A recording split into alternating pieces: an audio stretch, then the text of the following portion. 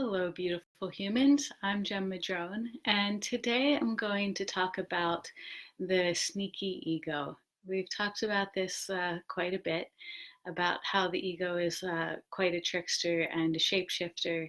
And today I want to talk about how the ego often tries to exploit our awakening experiences to get its power back.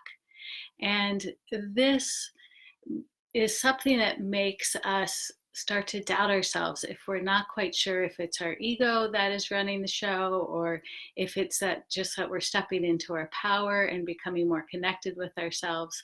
And it's actually a good question to ask yourself, because often when we have an amazing awakening experience or an egoic death experience, something that's quite profound and unusual, we're left sometimes feeling blown apart into pieces, sometimes feeling dead, sometimes feeling extremely blissful. And we may come through that situation feeling, wow, like I've accomplished something, something really big happened because something really big did happen.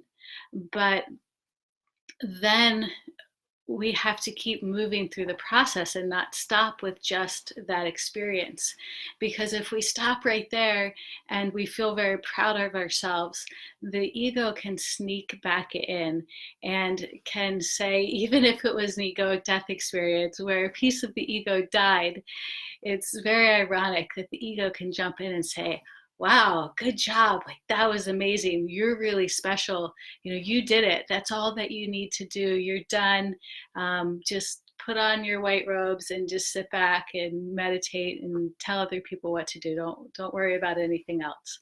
And that's one way that the ego just kind of pats ourselves on the back, because it sees that it's losing its power when we have these experiences. The ego feels it very deeply, like an earthquake that's just shaking it to its very core. And so it will try anything it can to get its power back, even by complimenting you and trying to take control of the experience that you had, and telling you, that you're special, and that you're different, and that you're done. Because basically that's what the ego wants. He wants you to stop doing the work so that it can take its power back.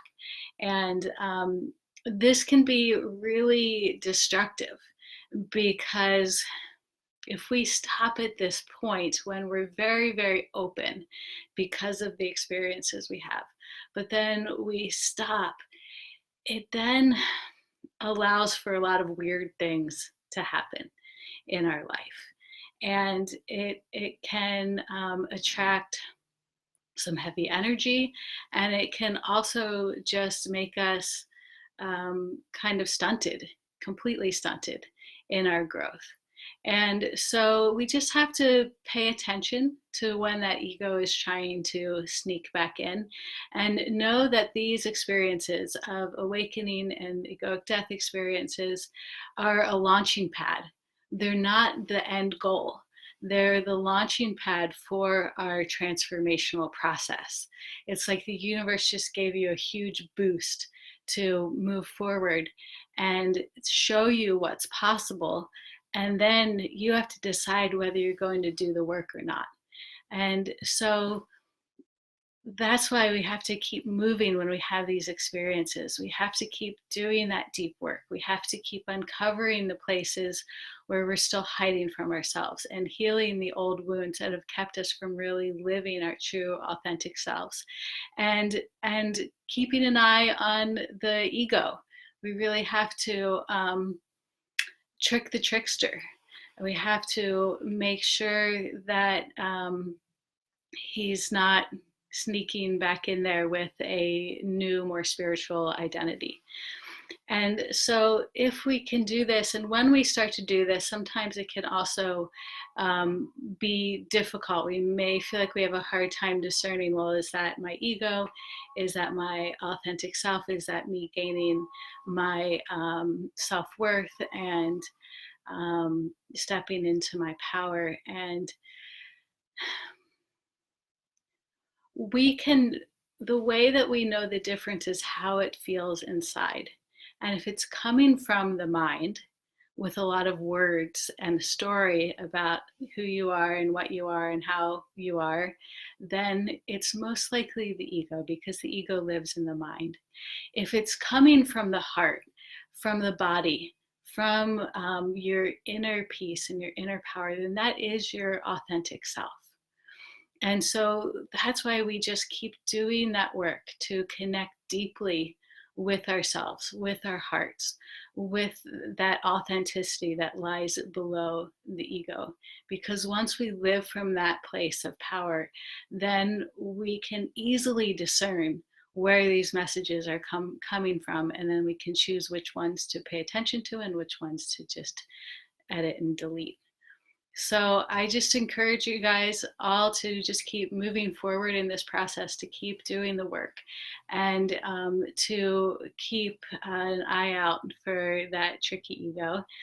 And if this resonates with you, if this is something you're working on and you want help with, or if you're stuck in any part of the awakening process, then please reach out to me and send me a private message, and we can talk and see if the work I do would be a good fit for you.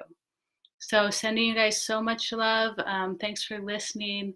Hi to everybody here. I'm going to say hi to Jesse and Julia, Latrice, and hi Cassandra, and Luciano, and probably other people that I can't see. But thank you guys so much for listening. If you have any questions, just leave them here. And I will see you guys in the Facebook group. Have a great day.